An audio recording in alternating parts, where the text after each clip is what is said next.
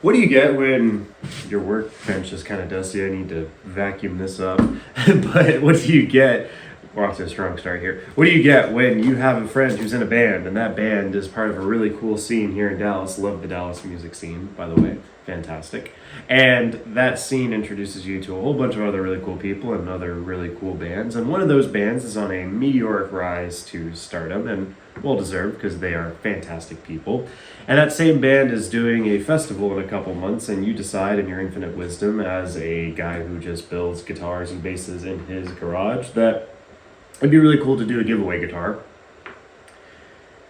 Ladies and gentlemen, guys, gals, and non-binary pals, welcome back to Mad Lad Instruments. We are building a guitar for MoonFest, and I am floored. This is going to be an incredible opportunity, and I am so stoked. I'm going to talk a little bit about MoonFest and the lineup and the cool people behind it here in just a second, but I get the feeling that some of you guys watch the channel and you've seen the videos and you're like, well, Drew does a lot of finishing videos and a lot of other related stuff, but I've never really seen him build a guitar.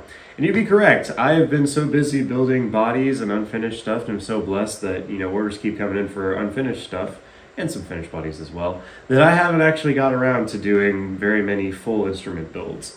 And there's a little bit of a history with that. So a little bit of history about Mad Lad and specifics, and going really, really quickly here. I started Mad Lad wanting to do full slab to string, so, go from raw blanks of wood up to a built instrument. And then my good buddy Trey, who's in Set Adrift, which is that band that I was mentioning earlier that got me introduced to the Dallas scene.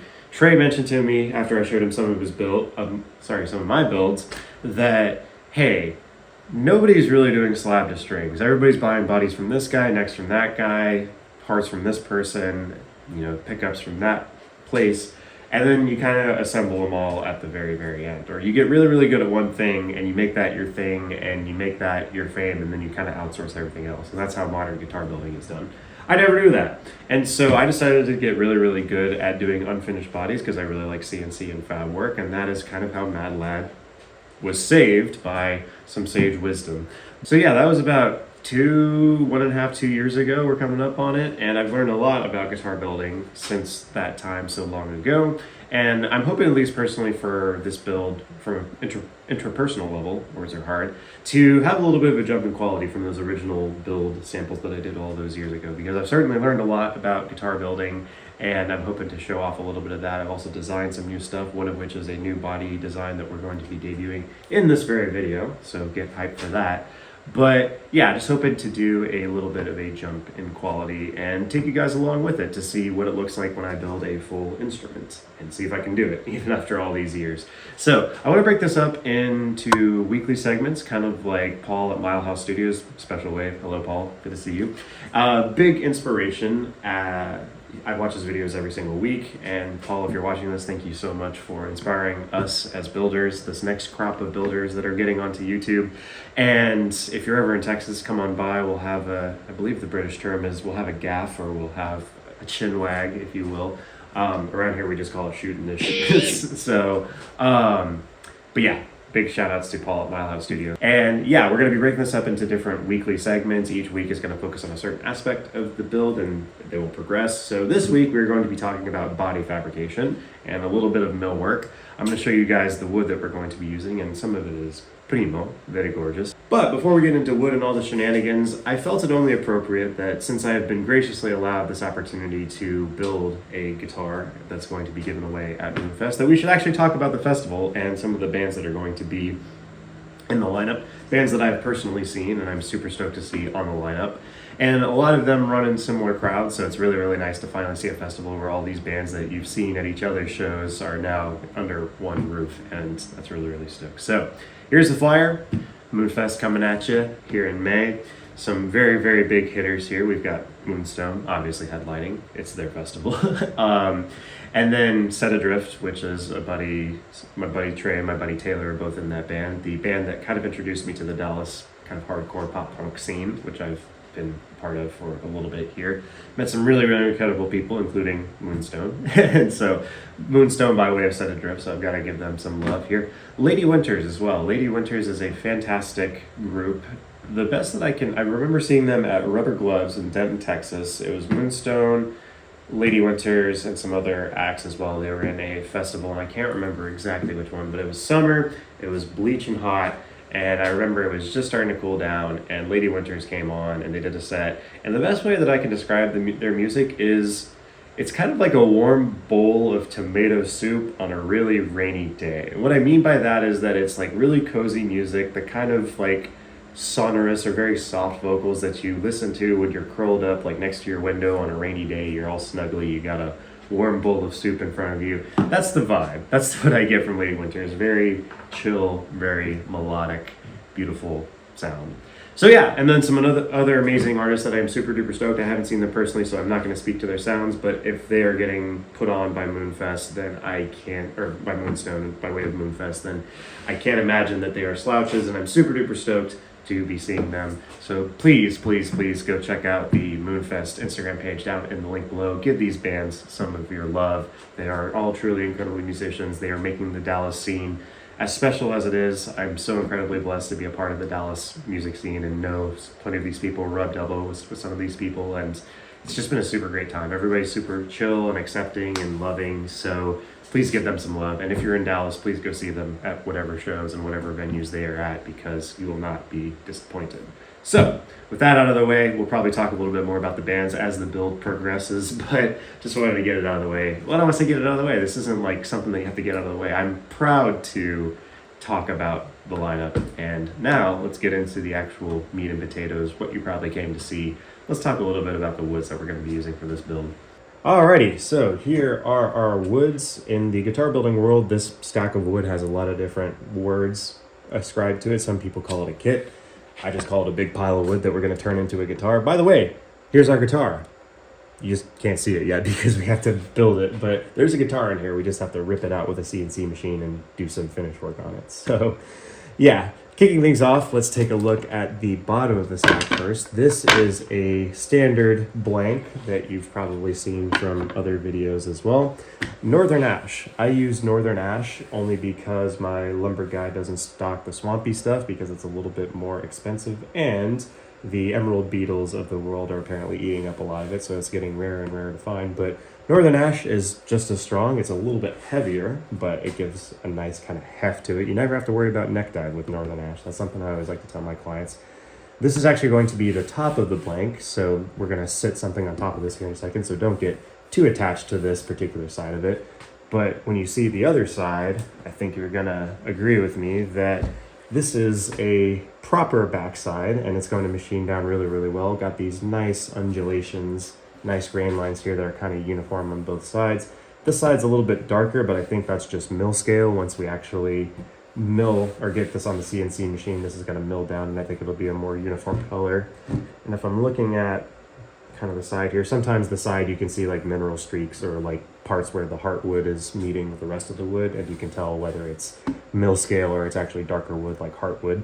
Heartwood, by the way, fun little dendrology fact, heartwood is wood that is actually closer to the trunk. It's closer to the heart of the tree. That's why it's called it. And it's usually a darker color because the fibers are a little bit more dense.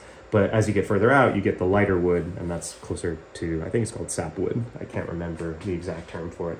But yeah, so I've marked this off, MoonFest 26, back left and back right. We've got it glued up, feeling good, feeling fire.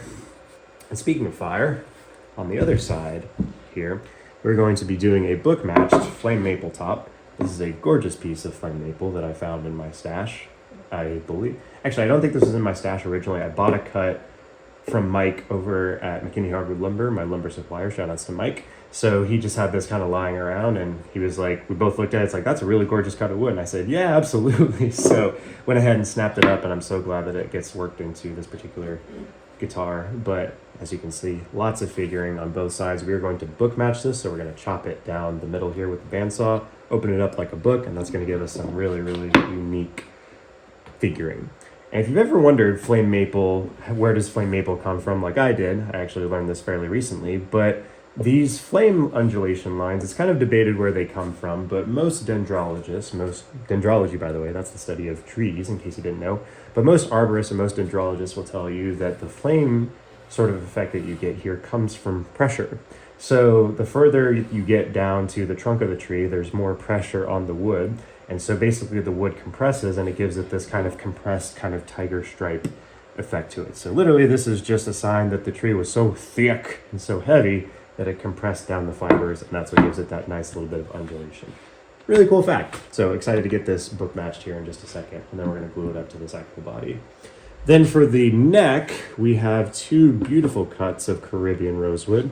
Here's our fretboard blank and our neck blank. I really love Caribbean rosewood because it reminds me a lot of iced coffee. So if you can think about like iced coffee when you first pour in the creamer and it kind of sloshes around and you get these beautiful little undulations to it. And this is a fairly straight piece of Caribbean rosewood. And rosewood has a propensity to warp, and so I'm glad that this is as straight as it is. I think once we get a truss right in there, it'll be straight as an arrow. Hopeful, fingers crossed, because rosewood can go either way. And we have a matching fretboard as well. Really, really stoked to show you guys the inlay on this. I'm finalizing the design with the band, but something spacey, something kind of moon themed is really the order of the day, and so I'm excited to show you that here in a little bit. So that is our kit. Those are the woods that we're going to be using, and our next task is going to be book matching this particular top, and then we are going to glue it and affix it to the top here. And that's where the kind of tutorial part of this video is going to kick in, because I've tried some things with getting book matched tops, or gluing tops to bodies, and sometimes you get air pockets if you don't glue it up correctly. But I think I have a really janky way to alleviate that I'm going to show you. We're going to test the efficacy of it live. But it all starts with book matching, so I'm going to go ahead and take this to the bandsaw, get it book matched, and I will see you in just a second.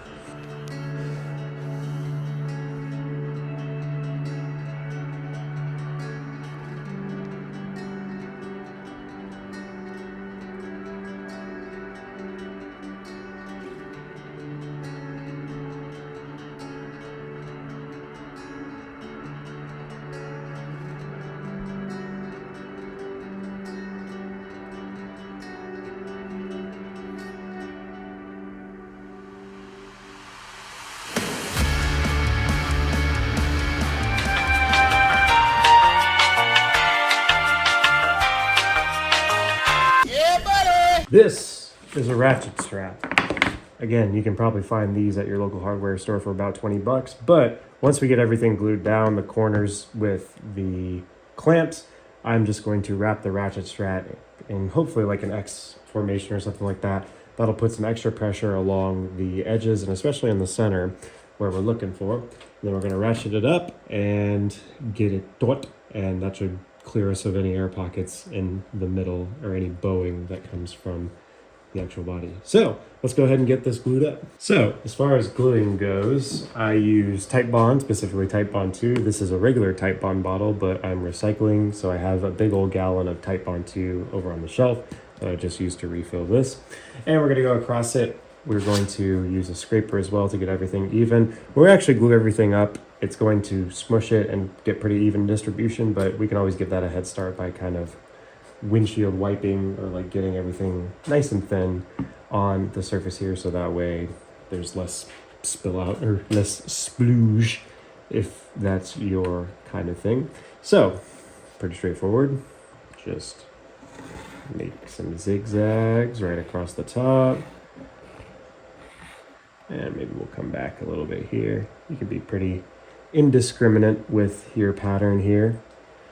Just making sure that you use enough, of course. And you'll be surprised how much glue actually spreads once you start scraping it. So as you can see, we're already pulling up a ton here, but just kind of going across, back and forth, channeling your inner child once again. I'm doing a little bit of finger painting.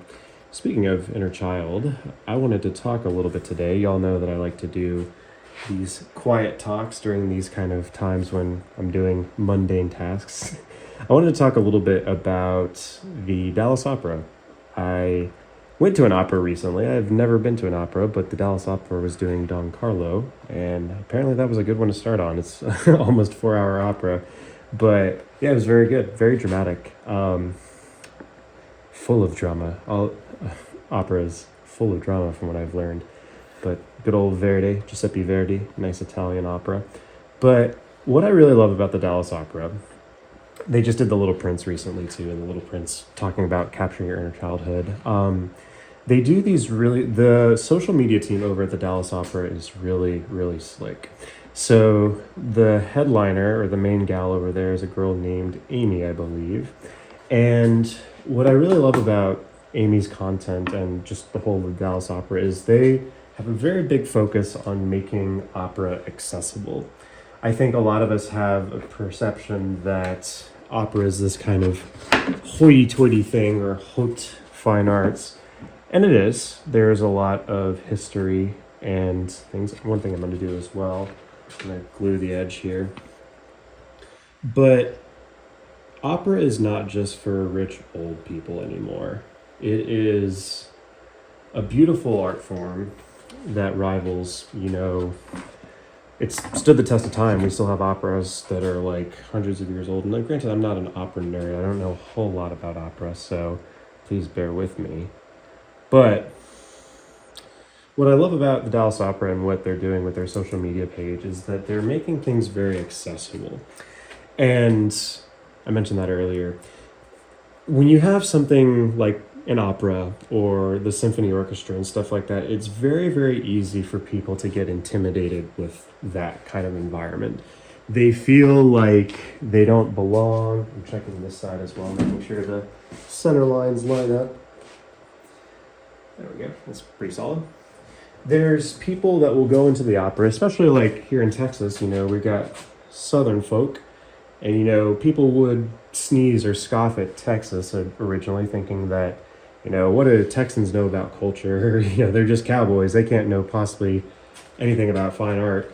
That's not the case. Dallas is home to a number of different world-class museums, world-class symphony. The Dallas Symphony Orchestra is constantly in the top 25.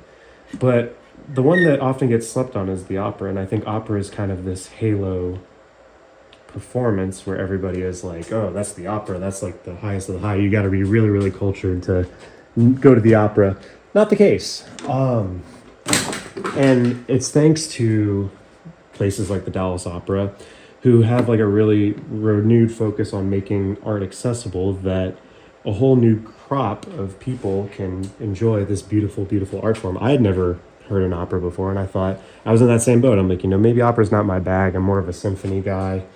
But opera is beautiful, and I would have never known that if TDO was being like offstandish and being like, oh, you have to like know the opera and everything like that, and the opera is only for certain people. The opera is for everybody.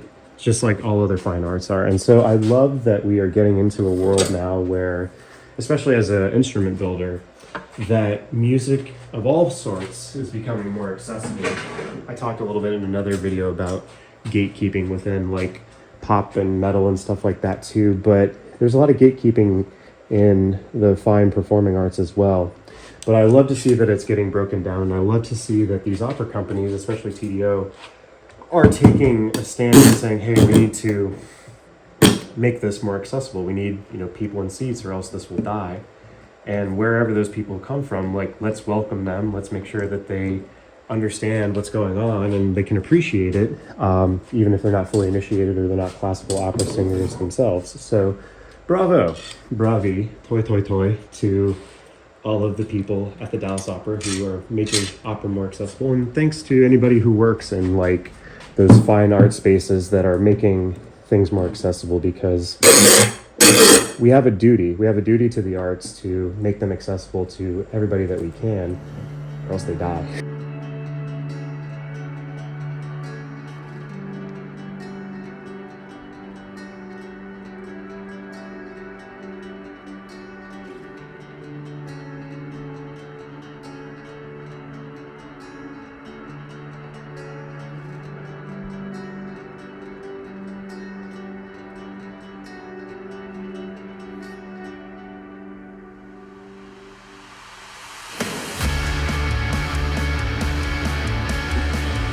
Okay, that was something of an effort, but everything is bound up, and I did see a little bit of glue spit out or splooge out.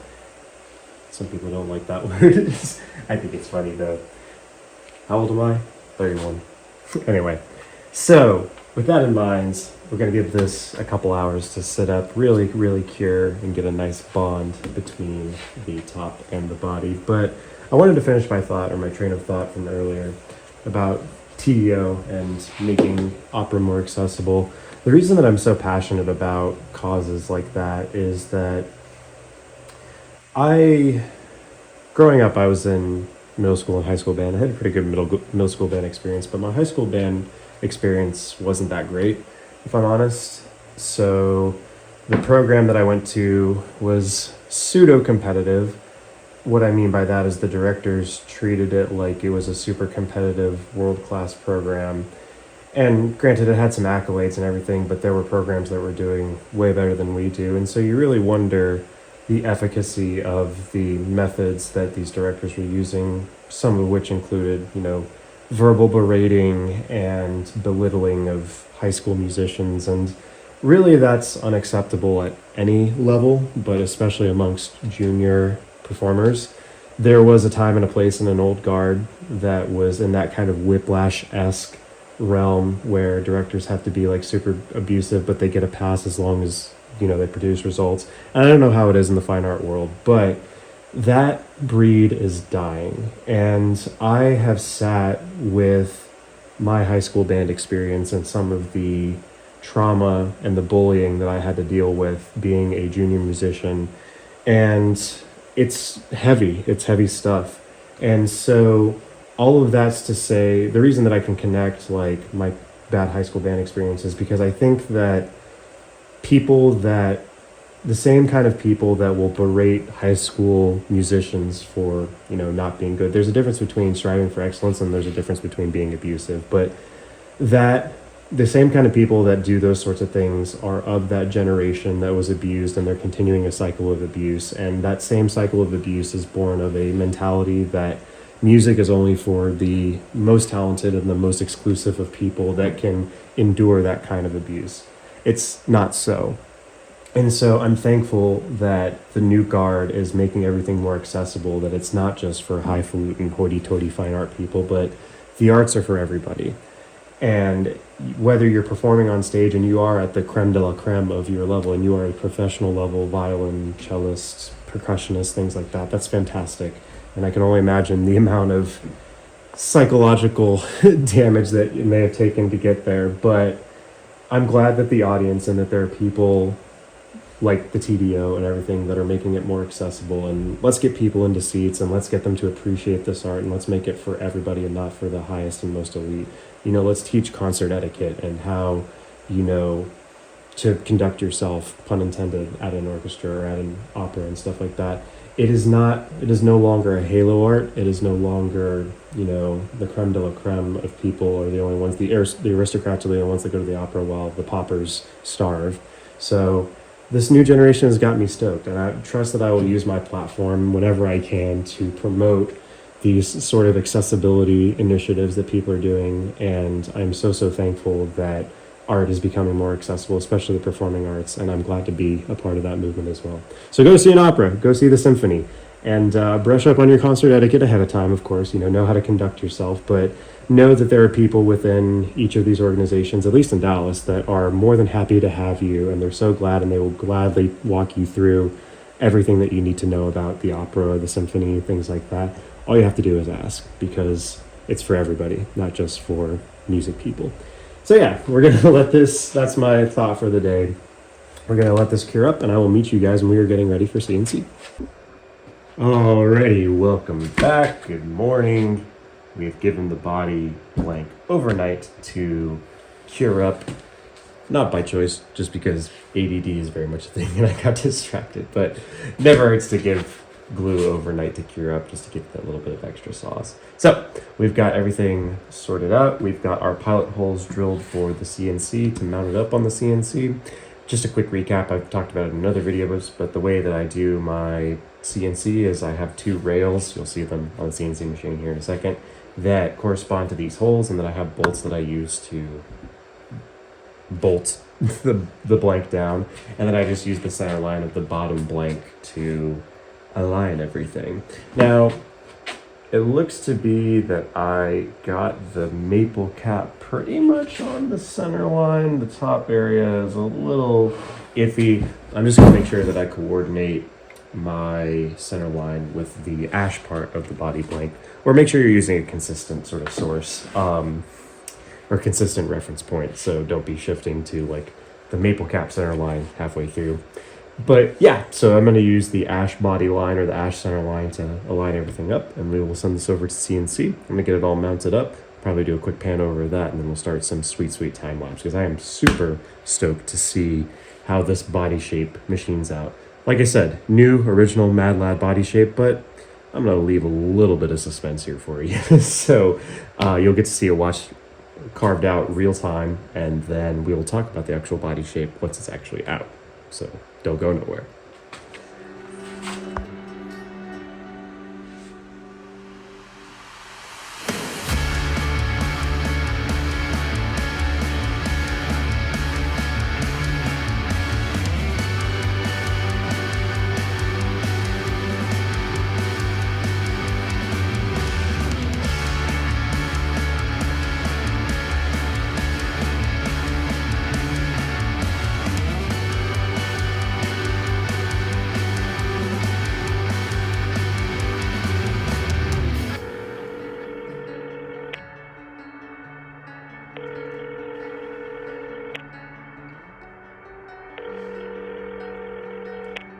Your call has been forwarded to an automatic voice message system. At the tone, please record your message. When you have finished recording...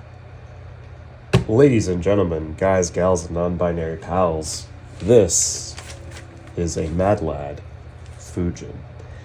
This is a body in a series of bodies that I have designed kind of in-house that I'm calling Mad Lad Modern, for lack of a better word, and all of them are named after Japanese folklore characters. Why Japanese folklore? Because Japanese folklore is metal as, and if you ever read it, it's kind of really cool. So, also, Fujin's a really cool character in Mortal Kombat, if that's your bag. So, yeah, this one is obviously based off of a more T-style or more classic, like, Telecaster style, but with all the Mad Lad Modern bodies, I wanted to accentuate some of the cool advances that we've made in machining, CNC, all that sort of stuff. So taking the original designs that Leo made back in the day that are timeless, and then putting a little bit of Mad Lad Dino DNA into it, adding some really cool contours that I really think can only really be done. They can be done by hand, but they're much more efficiently done with CNC. And yeah, just paying homage to a great shape, but also adding a little bit of Mad Lad flair to it. Next step here, we're going to get this grain stained, and I'm going to do this in two parts. So the back, obviously I have to sand a little bit here. The back, we're going to do a kind of sparkly blue grain stain. I originally wanted to get moon dust because there is actual moon dust from meteorites that whenever the moon is hit by an asteroid or something like that, it blasts off asteroids and stuff like that.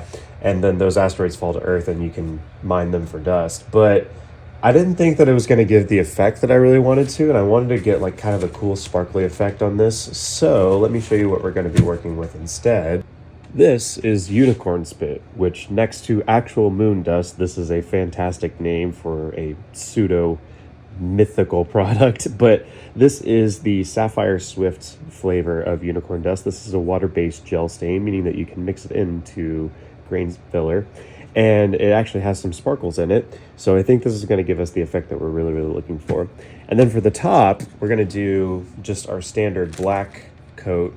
So I'm going to take some black unicorn spit and mix it up. Since it's water-based, you can thin it with water. And I'm just going to do a wash to really try and pull out some of that flame that we have here on the top. And that's going to accentuate that. So when we actually stain it and color it, the flame lines are going to be a little bit more of a contrast, and it's going to give it a little bit more depth. So let's get going with that.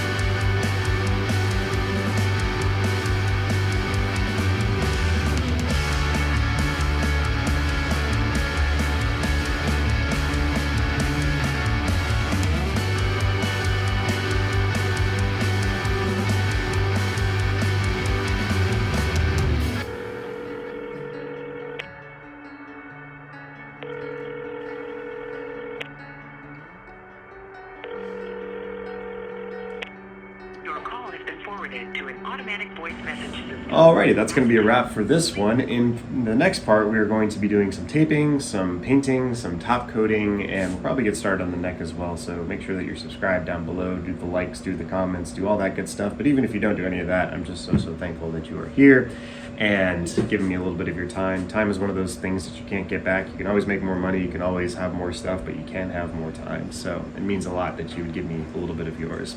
And also, link down below, go check out MoonFest. If you are in the DFW area, we would love to come and see you. So May the 30th, it is sure to be the place to be. Go and grab your tickets for an amazing lineup and an amazing night of festival goodness. It's the first one we're ever doing, and I'm so thankful to be a part of it. So thank you to the organizers of MoonFest and Moonstone for letting me be a part of the fun. And we'll wrap up in the normal way, and that is by me saying, always remember, friends, that you are wanted, you are loved, and you are appreciated. You have a special talent that nobody else has, and the world is waiting on you to bring it out. So muster a little courage, go out into the world, and change it. That's what the world's waiting on. You. Until next time, friends, be good to one another, and we'll see you in the next one. God bless.